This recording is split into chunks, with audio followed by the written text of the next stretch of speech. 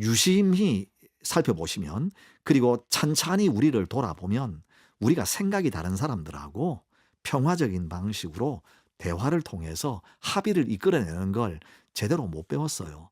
그런 까닭에 나하고 생각이 다른 사람을 인정하지 않으려고 하는 겁니다. 지금 윤석열 정부가 들어서고 난 다음에 정적인 이제 뭐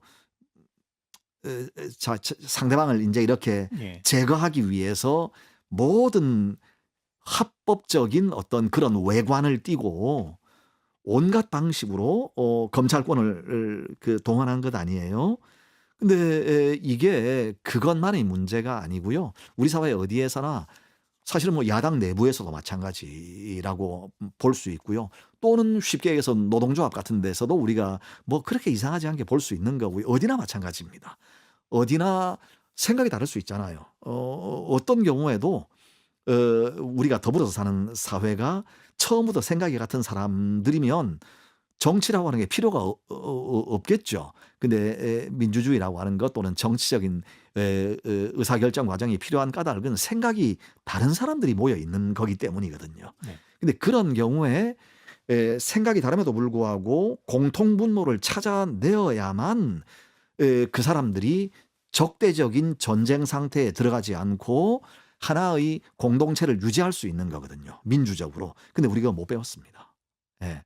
그래서 제가 그걸 여기서 이렇게 구체적으로 뭐 이런 얘기 저런 얘기 예. 하지 않아도 다 인제 이 말씀 드리면 어느 정도 이해하실 거라고 생각을 해서 제가 이제 극단적인 예가 윤석열 정부의 정적 죽이기. 네. 네. 를 말씀을 드린 거고요. 근데 이건 정도의 차이는 있지만 어디나 비슷하다라고 하는 거. 그것이 극단화된 게 지금 정부 이전 정부에서 그렇게 무리하게 정적을 제거하려고 하다가 합법적인 방식으로 안 되니까 계엄까지 치달은 거다라고 밖에 볼 수 없는 거거든요. 그러니까 그런 의미에서 바라볼 때 우리가 민주화 운동을 통해서 독재 권력을 타도하기는 했지만 정작 우리 사회 내에서 민주적인 의사결정의 문화, 민주주의를 삶 속에서 뿌리내리지는 못했다라고 말씀드릴 수밖에 없고요. 그리고 그것이 오늘 이 상황을 불러온 거다라는 말씀을 드리고 싶고, 이건 윤석열 정부가 어떻게 되든지 그것과 무관하게 앞으로도 우리한테 주어져 있는 중요한 과제이고, 이 부분은 그래서 우리가 같이 어떻게 하면 평화적으로 생각이 다른 사람들이 서로를 존중하면서 의사결정을 하는 그런 사회를 만들어 나갈 수 있는가라고 하는 건 우리 모두의 과제입니다. 제가 70 년대에 대학에 들어가서 어려운 시절을 이렇게 관통하면서 질문이 없었을 수가 없잖아요. 네.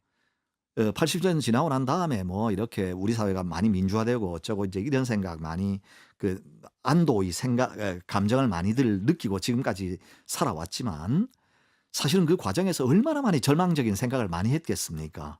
그때 저한테 용기와 위로가 되었던 것이 무언가니 출애굽기였어요.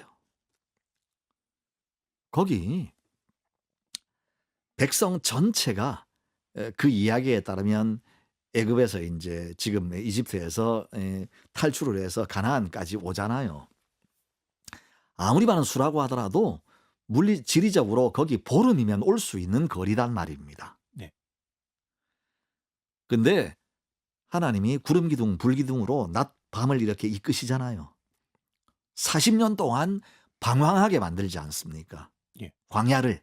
그게 시험의 과정이거든요. 너희들이 과연 자유인으로서 살 자격이 있느냐 없느냐라고 하는 걸. 근데 결국은 아무도 그 시험에 통과하지 못하잖아요.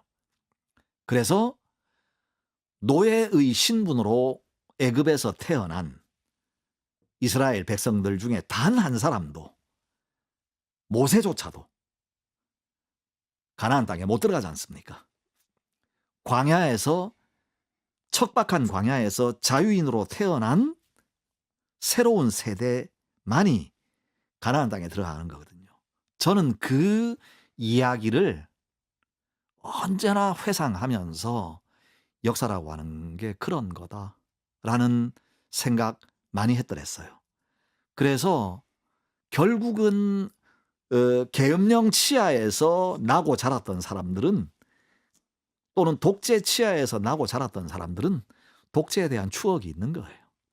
때리고 맞고 음. 그것이 괴로웠지만 예. 거기에 대해서 세디즘과 매저키즘의 추억이 있는 거거든요. 그러니까 야훼가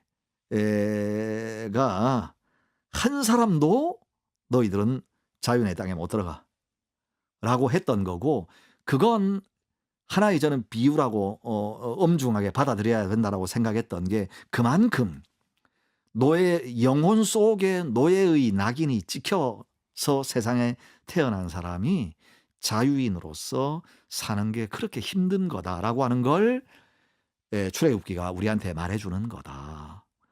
물론 들어갈 수 있죠. 예, 들어갈 수 있는데 그게 그만큼 힘든 거니까 언제나 자기를 돌아보고 근신하라라고 하는 교훈이었다라고 저는 생각을 해요.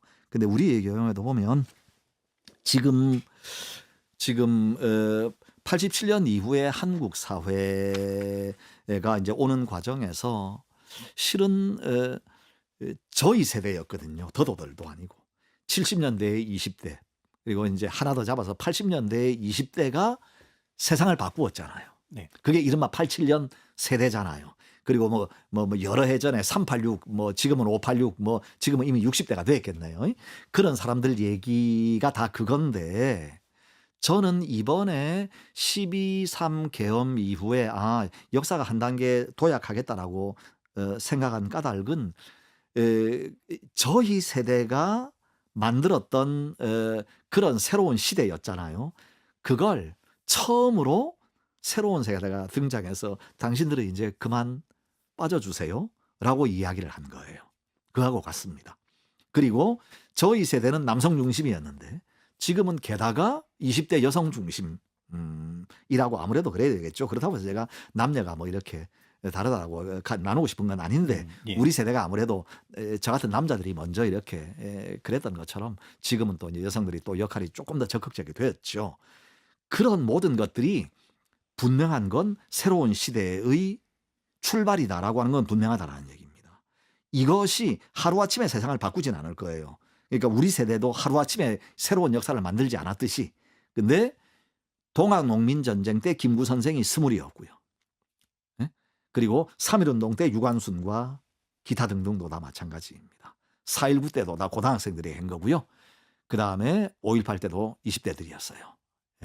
그런 것처럼 지금 12.3 계엄 그 이후에 이제 탄핵 국면에서 우리가 보는 여러 가지 슬픈 국면에도 불구하고 새로운 역사의 주역이 출현했다라고 하는 점에서 저는 대단히 감격스러운 마음으로 이제는 나 같은 사람은 뒤로 물러나도 되는구나 라는 생각을 하게 됩니다.